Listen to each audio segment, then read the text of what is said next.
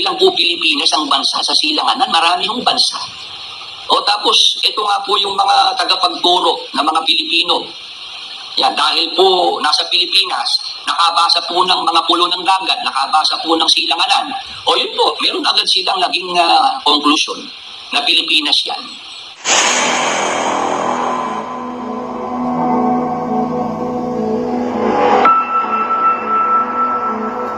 Paano sasawayin? 1.13 nandito.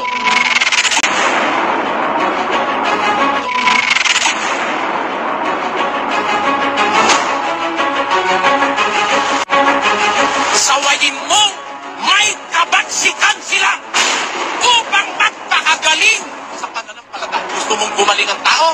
Ang mali, sawayin. In the name of Jesus! Gusto namin kayong malita. Si Jesus Christ dito nga nakatira sa atin.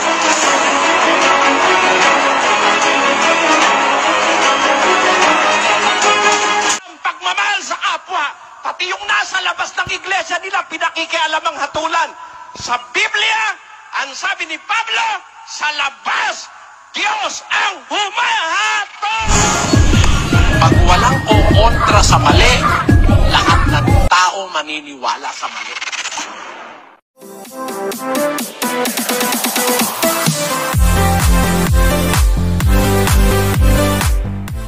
Sa oras na ito mga kaibigan ay gusto ko pong magbigay ng reaction video tungkol po doon sa sinabi ni Willie Santiago na aking napanood dito po sa YouTube na pinamamalian niya yung itinuro daw ni KDR. Hindi ko man napanood yun mga kaibigan pero naalala ko lang kasi meron din pinalabas ng mga kampo ng MCGI tungkol po sa pagtutol dito sa ipinapangaral ni Mr. Willie Santiago na ito po yung gusto kong bigyan ng reaksyon kung paano po nagkamali si Mr. Willie Santiago dito kasi mali yung kanyang interpretasyon doon po sa talata na Isaiah 24 verse 15. Pero bago po yan mga kaibigan, gusto kong pakinggan muna natin yung paliwanag ni Mr. Willie Santiago dito po sa Isaiah chapter 24 verse 15. Narito po. Ng oras na ako ay pakinggan at panoorin dito po sa ating paglilingkod, Facebook Live program, Bible study natin, gamit natin ng Facebook Live. Ngayon, kung ating bibigyan ng pansin mga magulang at mga kaibigan, meron po rito binabanggit na Diyos ng Israel. Ayan, Diyos ng Israel. Ibinigay agad yung yung direksyon. Ayan, kaya yung itong mga nagbigay po ng konklusyon dahil sila po ay nasa Pilipinas, nung basahin nila, ang kanilang mindset, abay, mga pulo ng dagat, silanganan, Pilipinas yan. Ayan, kaya nga po si Ingkong noon, meron silang inaawit-awit sa kanilang pasalamat. O Diyos ng Israel, aming Diyos sa silangan. Ayun. Kahit sila mismo, yun ang kanilang mindset. At tinututulan niya dito mga kaibigan yung sinabi din ni Brother Eli at ipinapangaral din ngayon ni KDR na yung Isaiah 24 verse 15 ay hindi daw hula sa ibang bansa o sa Pilipinas, kundi yan daw po ay hula sa Israel din. Inawit-awit pa niya at meron pa siyang pagtawa mga kaibigan.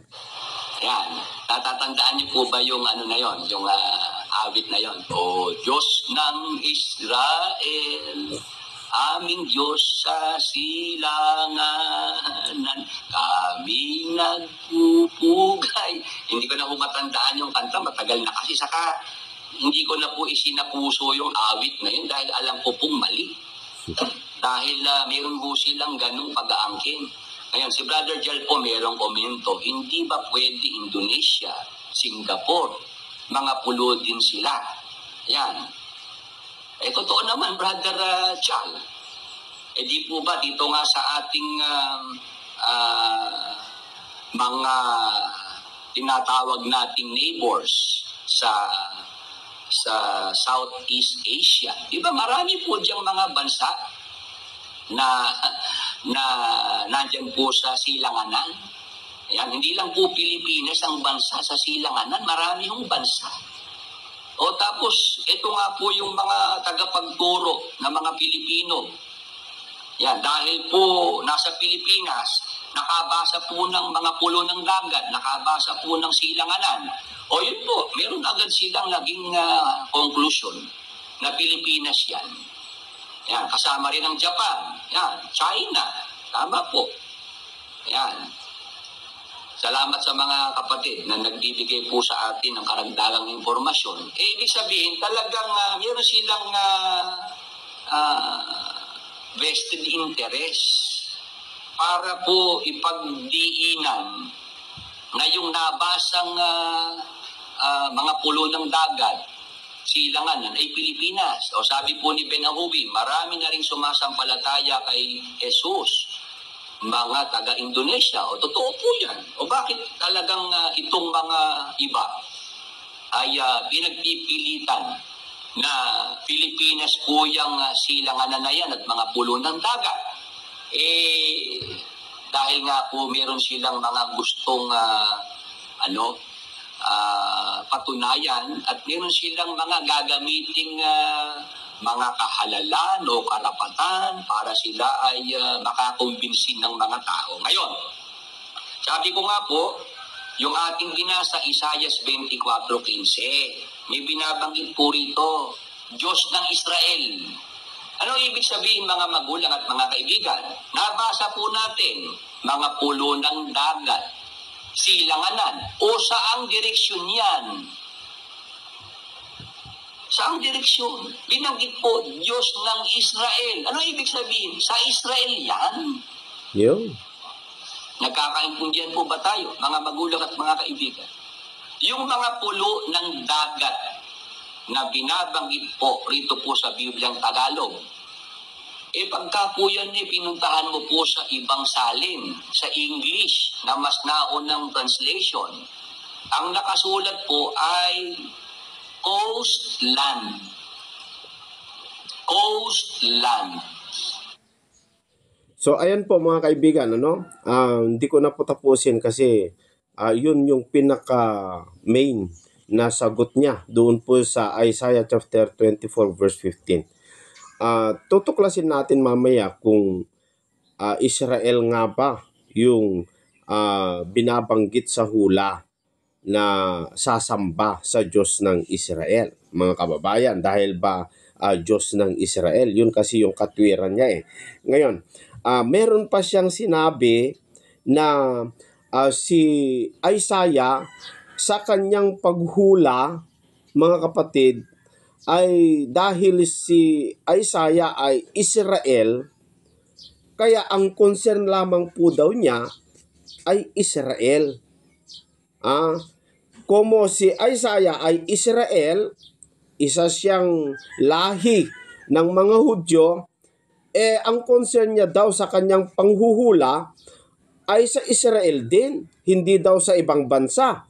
Na yan po mga kaibigan ay pamamalian ng kampo ng ang dating daan o ang MCGI, si Brad Rodel at saka si Brad Sani. Ito po yung napakaganda mga kaibigan. Bago natin siya sa atin yung sinasabi niya doon sa Isaiah chapter 24 verse 15 na ang mga pulo ng dagat ay sa Israel din, heto muna ang bigyan natin ng pansin na gusto ko mga kababayan. Yung sinabi niya na si Isaiah, como siya'y Hudyo at Israel, ay sinabi niya na ang concern lamang po daw niya sa kanyang paghuhula ay sa Israel lang, mga kapatid at mga kababayan.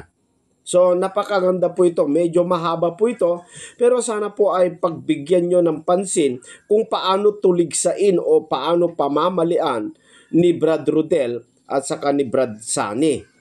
sila po yung magtatanggol po rito, mga kaibigan. Napakaganda ito, no? Kaya wag po kayong aalis, panoorin natin. Ito po yung video ni Brad Sunny at saka si Brad Rodel tungkol po sa sinabi ni Mr. Willie Santiago na si Isaiah daw ay nanguhula at patungkol lamang po sa mga Israel. Ito po.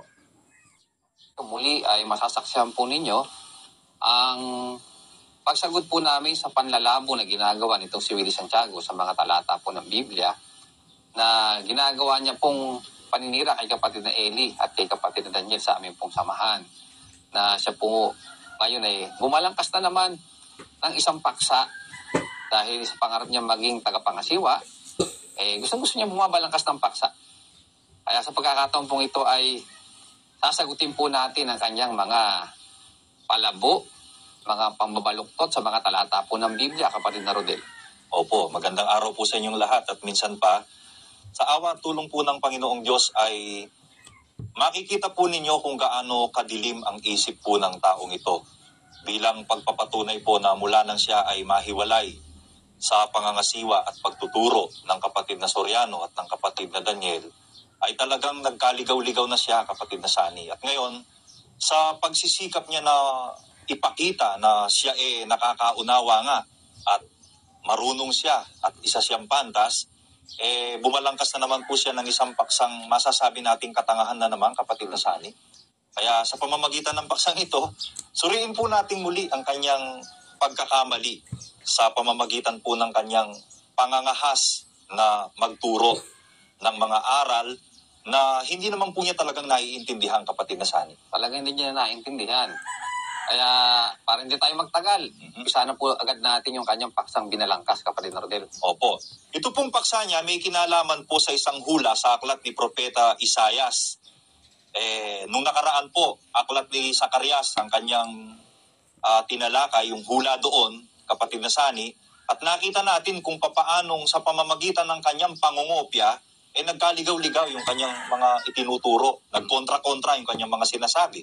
At ngayon naman, sa Isaias naman siya kumuha, kapatid na Sunny. Alam mo kung ano paksa niya? Pakinggan natin. Sige. Ang ating pong paksa, kung kayo pinakahanda ng mga kapatid, ang inuhula ang luluwalhati sa pangalan ng Diyos ng Israel sa silanganan na nasa mga pulo ng dagat ayon sa Biblia. Yan ang paksa ni Willie Santiago, ni Kapitang Kopya. Kapitang Kopya. Kanyang paksang binalangkas, sabi niya, ang ating pong paksa, kung kayo po'y nakahanda na, mga kapatid, ang hinuhula ang luluwalhati sa pangalan ng Diyos ng Israel sa silanganan na nasa mga pulo ng dagat ayon sa Biblia. Ngayon, kaya po siya bumabalangkas ng paksa niya, meron po kasi siyang intensyon meron siyang layunin. Ano ba layunin nito, kapatid na Rodel? Bakit siya gumagawa ng mga ganitong paksa sa kanyang mga pagkakatipong ginagawa? Ang lakas pa ng loob, inilalagay pa sa YouTube, ano? Kala mo napakaganda at napakagaling ng paksang ginagawa niya, kapatid na Rodel. Sige. Tanungin po natin sa kanya, ano daw ba ang kanyang layunin? Bakit po siya... Pansinin niyo, hula na naman itong pangangahasan niya, kapatid na Sunny, ano? Hula. Bakit daw nila pag-aaralan itong paksang to? Ito po ang kanyang sagot. Ang ating paksa ngayon, mga kapatid, ito ay paglilinaw sa atin na gagawin Paglilinaw. para po yung mga dating naituro sa atin, atin pong maituwid, mga kapatid. Yun, paglilinaw daw, kapatid na Sunny, para yung kanyang mga dating naituro di umano sa kanila, maituwid. So, sa pamamagitan ngayon, itong kanyang gagawing ito, ang intensyon pala niya, ituwid di umano niya yung mga naituro sa kanya. Itutuwid daw. So, pinalalabas niya, kapatid na Rodel, yung mga dating naituro sa kanya. Actually, si kapatid na Eling ang tinutukoy niya, no? Yes. Oo. Baluktot yung naituro. At ito siya ngayon, ang kanyang layunin, kasi sa bumabalangkas ng paksa, para yung dating naituro sa ating wika, atin pong maituwid. Ituwid. Mga kapatid. Ituwid Tingnan po niya. natin kung talagang itutuwid niya. Pero hindi po itutuwid, kapatid na Rodel. Ano? Ang gagawin nito babaluktutin at pipilipitin yung mga talata sa Biblia para patunugin sa gusto niya. na nasa kanyang kokote.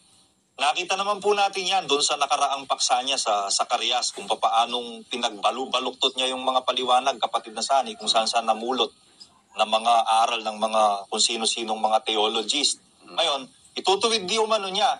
Ano daw ba yung itutuwid niya dito sa paksang tatalakayin niya? Pakinggan po natin siya.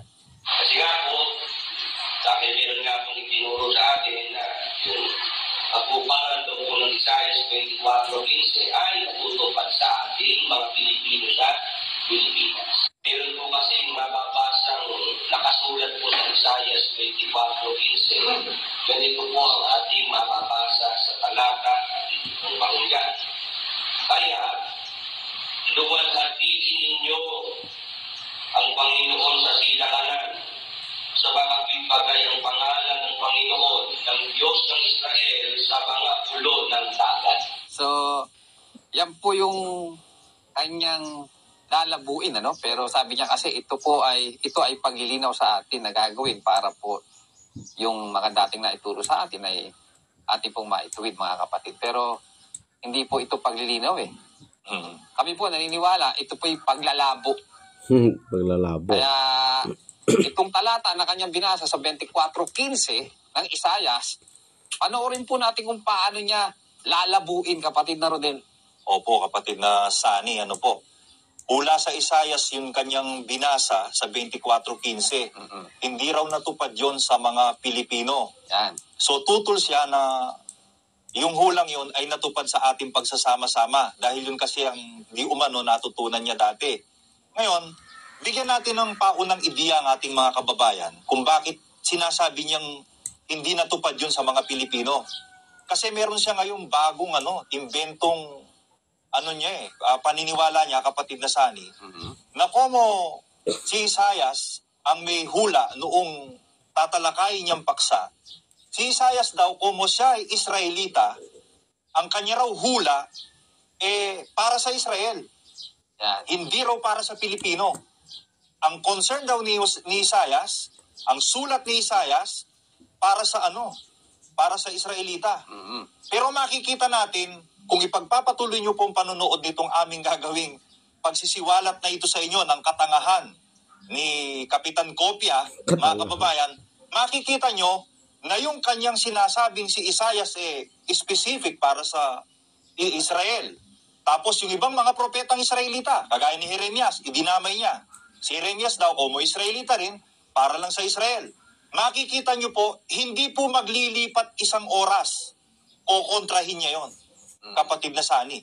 Kaya nga, hindi niya lilinawin, kapatid na Rodel, lalabuin niya yung talata Kaya sa pagkapatuloy po ng ating pag-aaral, panoorin po ninyo kung paano niya lalabuin yung Isaiah 24:15. Sige po, tingnan po natin yung kanyang bagong ngayon, bagong inventong paniniwala.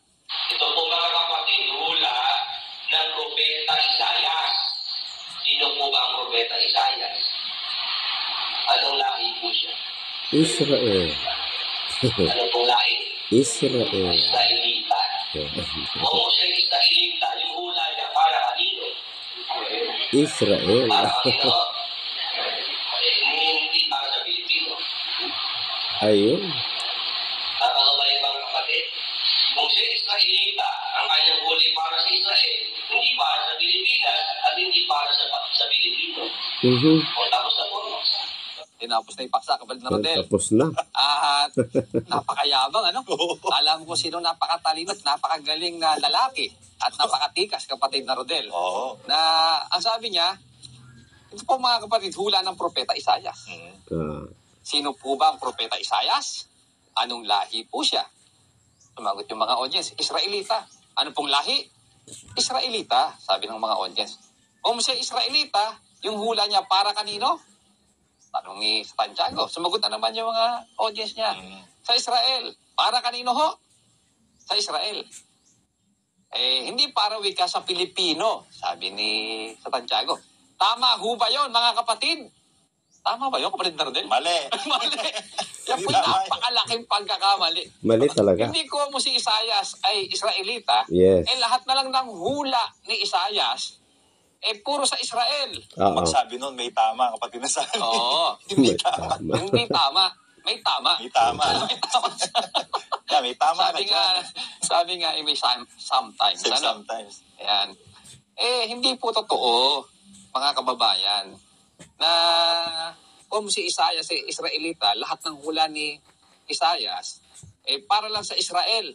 Yabang lang po itong Kapitang Kopye. Na sinasabi niya na kung Israelita si Isaias, ang concern niya, kung ipagpapatuloy pa natin, ang concern daw ni Isaias ng kanyang mga hula, para sa kanyang mga kababayan, para sa mga Israelita lang. Siguro mas maganda kung panonoorin pa natin, kapatid na Rodel. Opo, para ma-confirm natin, baka naman slip of the tongue lang yun. Pero ang haba nun, kapatid na Sani, no?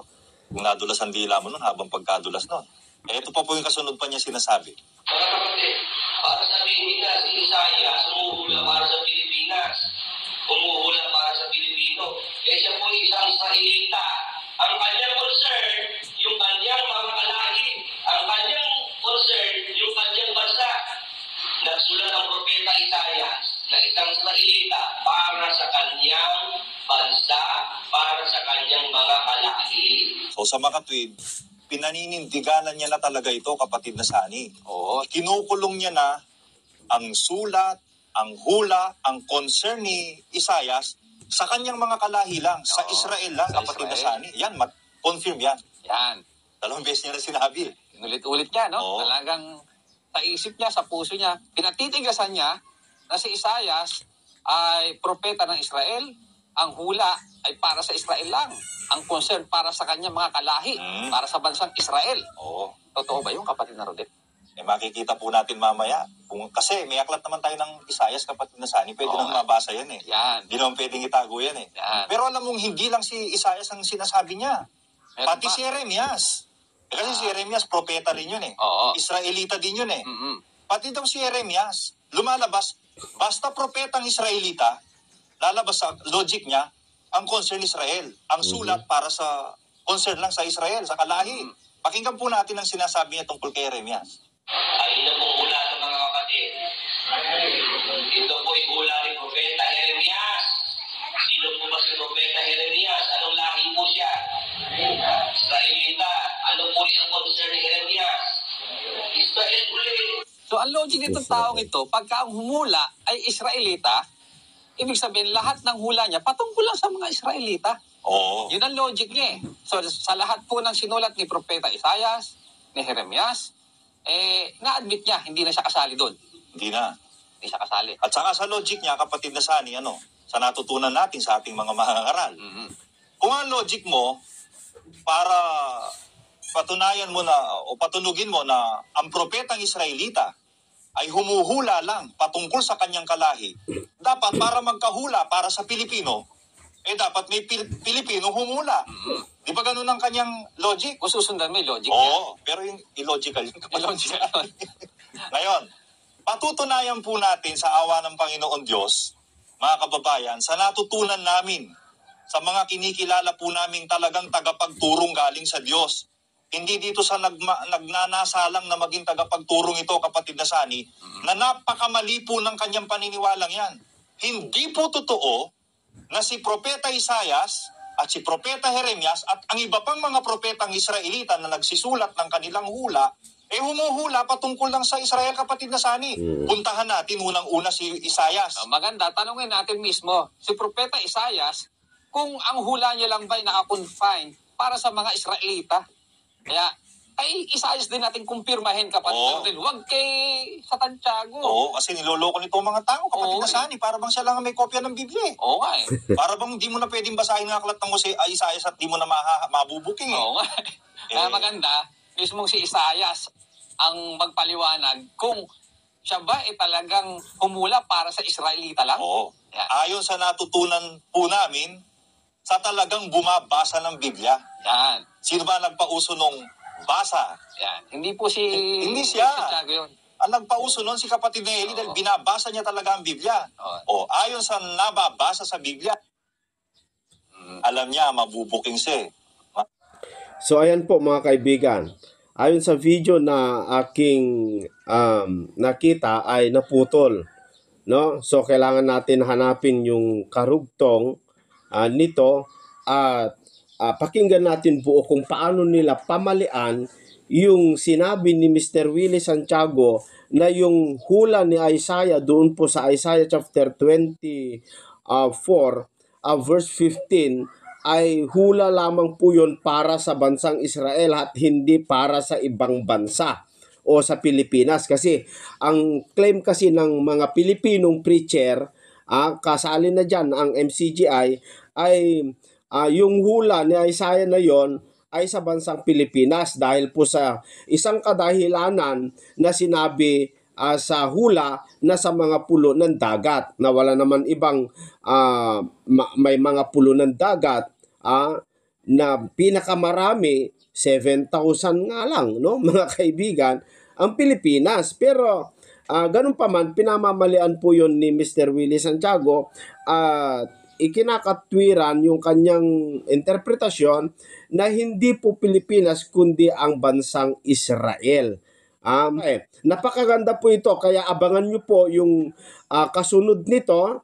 Hanapin natin yung kasunod para maipahayag natin, maipakita natin sa mga tao na yung pagtuligsa ni Mr. Willie Santiago tungkol po sa ipinangaral ni KDR ayon sa Isaiah chapter 24 verse 15 ay matutuklasan natin kung gaano kamali itong sinabi ni Mr. Willie Santiago. Pero bago po tayo magtapos mga kababayan, gusto ko lamang pong bigyan ng pansin yung sinabi niya, kumo hindi naman po ito yung talagang point na sinagot ni kapatid na Rodel at saka si Brad Sane, no? Yung tungkol po doon sa sinabi niya na yung hula daw sa Isaiah chapter 24 verse 15 ay sa bansang Israel. Hindi daw ito sa ibang bayan. Pero ang napapansin ko sa talata mga kaibigan, kung atin pong sisiyasatin, gusto ko pong basahin at pansinin po ninyo mga kapatid at mga kababayan. Titignan po natin kung ito nga ba ay hindi sa ibang bansa. Tanggapin natin sandali yung katwiran ni Mr. Willie Santiago na hindi naman daw nagtuturo lang na mga pulo ng dagat ay kumo may pulo ng mga dagat ay Pilipinas na. O sige, sabihin natin hindi Pilipinas, pero asang bansa yan kung hindi Pilipinas. May mga nagko-comment sa kanya na Indonesia, sa Japan, kung saan-saan pang mga bansa sa silanganan, mga kaibigan. Ngayon, dito mga kapatid, ang katwiran ni Mr. Willie Santiago, hindi daw ibang bansa yan, kundi ang tinutukoy ni Isaiah dyan sa hula na yan ay sa bansang Israel din. Dahil siya ay Israel, kaya kumo Israel siya, yung kanyang hula ay para sa Israel din. Pero tignan natin, kung Israel nga ba, mga kaibigan, itong hula ni Isaiah, pabayaan natin yung hula, yung sinabi niya na ang hula ay, kung siya Israel ay sa bansang Israel lang, pabayaan natin si Brad Rodel at saka si Brad Sani na po ang bahalang magpaliwanag dyan, no, mga kaibigan. Pero ang gusto ko lamang pong ipapansin sa inyo, sabi dito sa Isaiah chapter 24 verse 15, na sinasabi ni Mr. Willie Santiago na hindi daw ibang bansa ito kundi Israel din. Heto mga kababayan ang nakalagay sa hula. Sabi dito, kaya't luwalhatiin ninyo ang Panginoon sa silanganan. May sinasabi ni Isaiah dito sa Isaiah chapter 24 verse 15 na sinasabi niya, may tinuturo. Kaya't sabi niya, luwalhatiin ninyo ang Panginoon sa silanganan. Mayroon siyang tinuturo sa silanganan. Sa makatuwid bagay ang pangalan ng Panginoon ng Diyos ng Israel sa mga pulo ng dagat. Maliwanag po dito mga kababayan na hindi po Israel ang tinutukoy Ano po yung tinutukoy na Isaiah, mga kababayan? may hinuhulaan si Isaias na luluwalhati sa Panginoon. Kaninong Panginoon? Panginoon ng Israel. Diyos ng Israel. Yung luluwalhati mula sa silanganan. Ang luluwalhati nila, Diyos ng Israel. O di hindi Israel yan. Kasi ang luluwalhati, yung mga taga-silanganan at ang kanilang luluwalhatiin, yung Diyos ng Israel. O di iba. Ibang bansa. O sige, sabihin natin, hindi ang Pilipinas kasi ayaw ni Mr. Willie Santiago. Ayaw niya na ibang bansa yan. Pero sa hula, napakalinaw. No? Na ang luluwalhati, yung mga taga-silanganan. At ang luluwalhatiin nila, yung Diyos ng Israel. Saan banda yon? Doon sa mga pulo ng dagat. Kung hindi Pilipinas yan, asan? Mag-aral ka ng kasaysayan kung asang bansa ang pinakamaraming Kristiyano na lumuluwalhati sa Diyos ng Israel. Mga kapatid. Totoo, China. Silanganan yan. Sa Japan, silanganan yan. Sa Middle East. Kung saan-saan pa mga silangan ng bansa, mga kababayan. Pero kung titignan mo, karamihan naman dyan, hindi naman Diyos ng Israel ang kanilang sinasamba. May mga Kristiyano nga dyan. May mga sumasamba din sa Diyos ng Israel. Pero ang mga iba dyan ay mga Katoliko, mga ibang reliyon na hindi naman tunay ang kanilang pagsamba Pero sa Pilipinas, dito talaga, maliban sa marami po ang pulo ng dagat dito, mahigit 7,000. Mantakin mo yun, napakarami, no?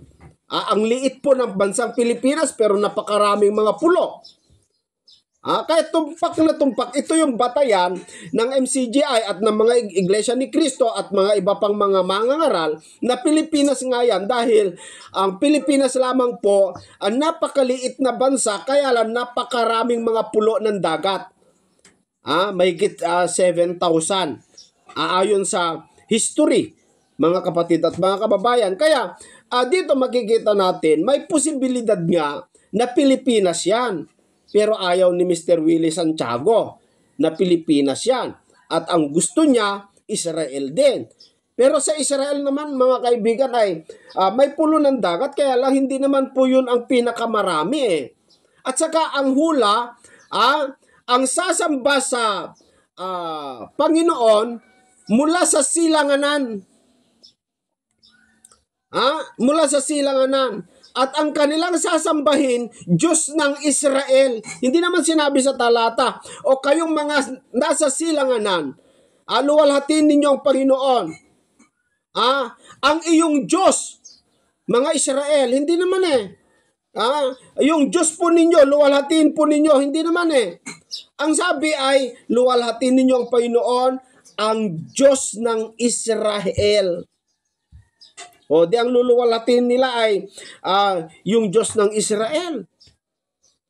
Saan yon? Sa mga pulo ng dagat, mga kapatid at mga kababayan. At ito, para mas malinaw pa, dito po sa libro ng Malakias, Kapitulo 1, sa versikulo 4 ay 11, mga kaibigan, sa versikulo 11, ganito ang sinasabi sa hula din. Sapagkat mula sa sisikatan ng araw hanggang sa nilulubugan niyaon, magiging dakila ang aking pangalan. Saan? Sa gitna ng mga hentil. O di talaga hindi Israel ito. Yung luluwalhati sa pangalan ng Diyos, hindi Israel. Sa gitna ng mga hentil. At sa bawat dako ay paghahandugan ng kamangyan ang aking pangalan. at ang dalisay na handog, sapagkat ang aking pangalan ay magiging dakila. Saan? Sa gitna ng mga hintil, sabi ng Panginoon ng mga hukbo. So may hula po na mayroon pong bansa na malayo po sa Israel, sa silanganan, sa mga pulo ng dagat, na dadakilain nila ang pangalan ng Panginoon. Kaninong Panginoon? Panginoon o Diyos ng Israel. Wala kang makikita sa kasaysayan na pinakamaraming Kristiyano na nasa Asia, mga kapatid, kundi ang Pilipinas. Wala. Sige, tumingin lamang po kayo. May Kristiyano dyan po sa Japan, pero sa panahon lang ngayon, mga kapatid, no? May Kristiyano sa China, sa Indonesia, may Kristiyano dyan po sa kung saan mga Asia, mga kapatid, sa East, no? Marami mga Kristiyano din. Kaya lang, walang kasing dami ng mga Kristiyano sa Pilipinas, mga kapatid at mga kababayan. Kaya dito malinaw po, hindi po Israel itong hulang ito. Ito ay hula para sa mga ibang bansa, ibang bayan. Dahil ang luluwalhatiin niya ay Diyos ng Israel, hindi niya Diyos. Diyos ng Israel. Yan. Ngayon, ang ipagpapatuloy natin sa susunod na kailangan po ninyong abangan, yung sinabi ni Willie Santiago na como si Isaiah ay Israel, ang kanyang hula ay ang concern lamang po niya ay yung Diyos, yung bansang Israel. Yan ay napakalaking kamalian na yan po yung patutunayan ni Brad Rodel at saka ni Brad Sani na ating isusunod. Bukas na bukas, mga kababayan, isusunod natin ito, ipapakita natin ito. Hanapin ko po yung karugtong at ibuo na natin para mas maganda po yung panunood po ninyo, mga kapatid at mga kababayan. So, itong mga exiters, no, na pinamamalian nila yung mga sinasabi ni Brad Daniel tungkol po sa Isaiah.